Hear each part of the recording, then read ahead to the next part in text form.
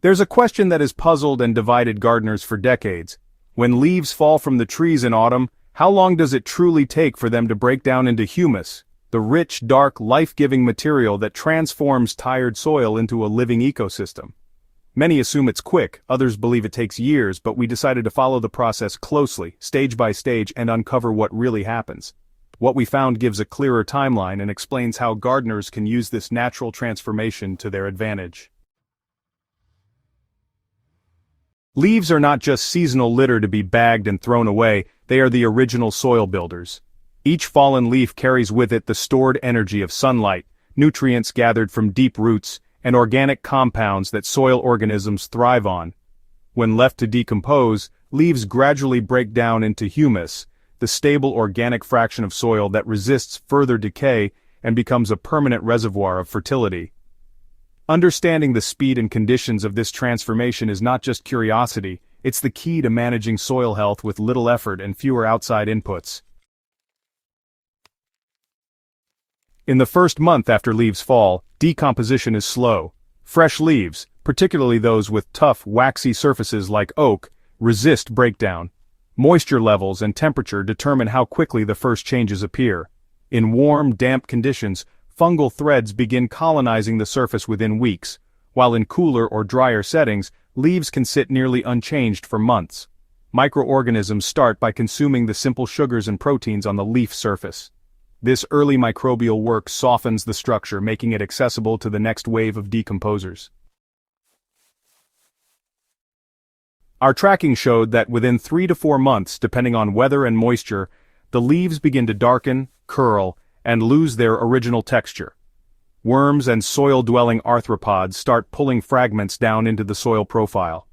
At this point, you're not yet looking at humus but at partially decomposed organic matter, a transitional stage that sets the foundation for what comes next.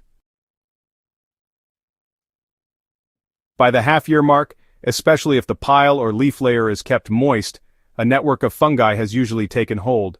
White, thread-like mycelium spreads through the leaf mass, breaking down lignin and cellulose, the tough compounds that give leaves their rigidity.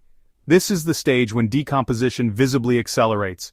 Worms become more active, dragging softened fragments into burrows where they are digested, mixed with minerals, and released as nutrient-rich castings. The smell also changes around this time. Instead of the sharp scent of decay, the pile begins to carry that earthy aroma that signals microbial activity is working in balance. Still, what you have is leaf mold rather than humus. Leaf mold is an important soil conditioner, full of fungal life and moisture retention properties, but humus requires further stabilization and integration into the soil. After roughly 12 months, most leaves, especially thinner ones like maple or birch, have transformed into dark, crumbly material. This is mature leaf mold. It holds moisture like a sponge, improves soil aeration, and provides a home for beneficial microbes. However, humus is something more enduring. While leaf mold is still decomposable, humus is the end product of that decomposition, a stable form of organic matter that resists further breakdown. Our tracking showed that at the 1-year mark, very little humus had formed. Instead, the soil community had a thriving layer of fungal-rich compost that served as the precursor to humus. It is around the 2-year mark that the first signs of humus begin to appear. By now, worms and microarthropods have fully cycled the leaf material through their systems multiple times, incorporating it into the mineral soil. The black, sticky yet crumbly particles that bind soil together in aggregates are the beginnings of humus. Unlike raw leaf matter, humus does not resemble its original source. It clings to soil particles, increases cation exchange capacity, and functions as a reservoir for nutrients and water. This stage revealed the critical role of earthworms. Where worm populations were strong, humus formation was accelerated. Castings blended with decomposed leaves created a soil texture that held together even under moisture stress, a clear indicator of humus-rich soil. The most stable humus formed between years 3 and 4 in our tracking experiment. By this time, no recognizable leaf fragments remained, and the organic matter had fully transitioned into a long-lasting form integrated with soil minerals. This humus was resistant to further decomposition, meaning it could remain in the soil for decades, providing consistent fertility and structure. Gardeners often overlook this timeline, expecting leaves to become soil in a single season. While surface-level leaf mold can form quickly, true humus requires patience and the continuous action of soil organisms.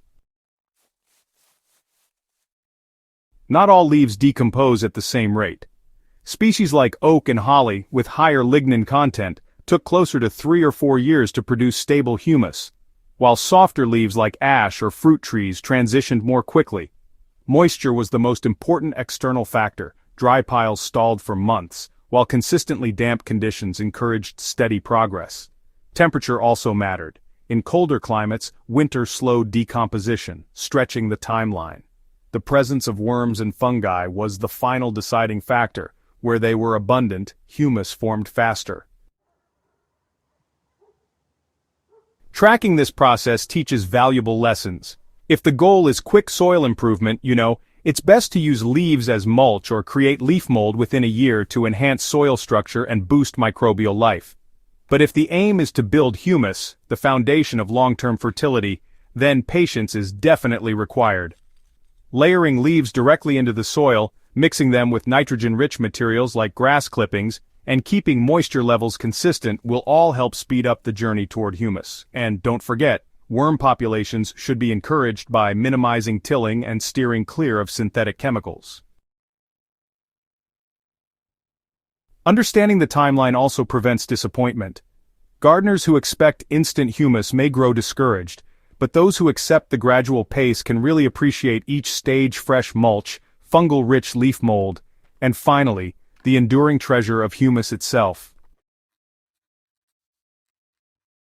The final result of this natural process is more than just a soil amendment, it's actually the very foundation of living soil. Humus stabilizes soil structure, buffers pH, stores nutrients in forms that plants can use, and supports a vast range of microbial diversity.